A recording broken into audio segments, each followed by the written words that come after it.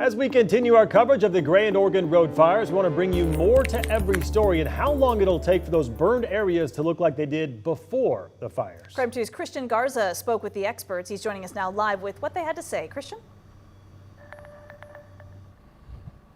Yeah, Mark, Whitney, I'm at the Silver Lake Bible Camp where a lot of the houses that were near here have unfortunately burned down, and they are working to rebuild them at this very moment. Now, we're not going to show you around to respect people's privacy, but all around me, all you see is burnt soil and burnt trees as well. So long story short, officials from the National Weather Service and from the Washington Department of Natural Resources tell me that it's going to take decades to get this area back to what it was before the fire started. Now, when we take a look at the burn severity of the areas affected by the fires, which basically means how hot certain spots burned, it's important to talk about how these temps essentially bake the soil. Now, which then in turn makes it harder for water to get into it, and that slows down the regrowth process. According to the Western Fire Chiefs Association, nature undergoes a process of transformation in the aftermath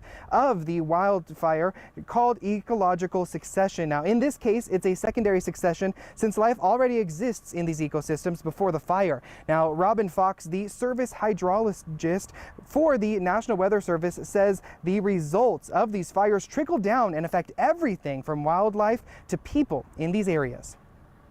We do live in a wildfire prone area, and maybe these fires were a little bit of a wake-up call that everybody needs to be prepared for the risk of wildfires. And I think just being prepared is the smartest thing to do.